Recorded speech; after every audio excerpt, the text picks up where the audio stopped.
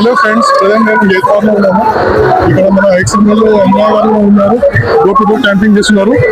మాట్లాడుతాం. ఆదినాడు మున్సిపాలిటీ జరిగే ఎన్నికల్లో కూడా మేము ప్రచారాన్ని ప్రభుత్వం ఎన్నో వాడికి వచ్చినాము. ఇక్కడ జనమంతా పైనంతా మేము ఓటు అడగనికపోతే ఇంతకుముందే కేసీఆర్ ఓడగొట్టుకొని మేము తప్పు చేసి స్థానిక నీళ్ళు ఇచ్చుడు, ఈ సీసీ రోడ్లు వేపించుడు. మేము ఆయనకి ఎట్లా మార్చుతారు కాబట్టి వాళ్ళ స్పందన చూస్తే తప్పకుండా కారు గెలిచే మా అభ్యర్థులు గెలిచే అవకాశం ఉన్నది. ఒకవేళ మీరు ఈ ఏరియాలో గెలిస్తే ప్రజలకి ఏం సేవలు చేస్తారో చెప్పండి అన్నా. ఇప్పుడు కొన్ని రోడ్లు అస్తవ్యస్తంగా ఉన్నాయి, కొన్ని డ్రైనేజీలు మురిగి నీటితో నిండిపోయి అవి బయటికి వదులుతున్నాయి. అవి కంప్లీట్ చేస్తా, మట్టి అస్తవ్యస్తంగా ఉన్న రోడ్లని సుందరంగా తీర్చిదిద్ది వేపిస్తా. ఖచ్చితంగా నా ప్రజలకు ఎల్లవేళలా నా వార్డు ప్రజలకు అందుబాటులో ఉండి వాళ్ళ కష్ట సుఖాలలో నేను ఎప్పటికీ వాళ్ళ పక్కనే ఉంటా అని నేను వాగ్దానం చేస్తున్నాను. కారు గుర్తు 8వ వార్డు నుంచి నేను పోటీ చేస్తున్నా. నా పేరు భిక్షపతి. కారు గుర్తు మీద ఓటేయాలి. Serial number 2. నా వార్డు ప్రజలకు 8వ వార్డు ప్రజలకు మొక్కి నా పాదాభివందనాలు చెప్తున్నా. ఈసారి నాకు ఓటేసినందుకు ఘన విజయం సాధించినట్టు చేస్తారని నాకు నమ్మకం ఉంది. జై తెలంగాణ, జై కేసీఆర్.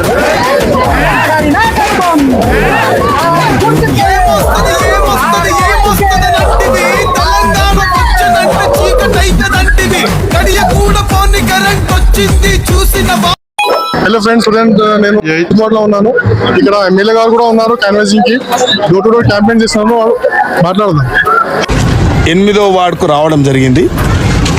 మేము బలపరిచిన కాంగ్రెస్ పార్టీ బలపరిచిన అభ్యర్థి ప్రకాష్ గారు, యువకుడు.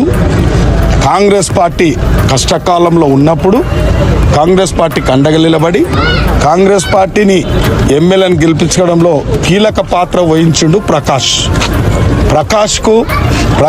మంచి వ్యక్తి కాబట్టి, పనిమంతుడు, గుణవంతుడు కాబట్టి పార్టీ సర్వే చేసి అనుకూలంగా ఉంటేనే వారికి టికెట్ ఇవ్వడం జరిగింది. వారు ఎలా ప్రచారంలో మేము ఎక్స్ఎమ్మెల్యే ప్రతాప్ అన్న మేము అందరం ఇక్కడ రావడం జరిగింది. 8వ వార్డుకు సంబంధించిన పనులు ఏమైనా జరగాలంటే అధికార పార్టీ ఎమ్మెల్యేకు అనుకూలమైన వ్యక్తికి ఓటేస్తేనే మంచి జరుగుతుంది. ప్రకాష్ గారు అత్యధిక మెజార్టీతో గెలువబోతా ఉన్నారు. నమస్కారం, నా పేరు జయప్రకాష్. నేను 8వ వార్డు కాంగ్రెస్ అభ్యర్థిగా పోటీ చేస్తున్నాను.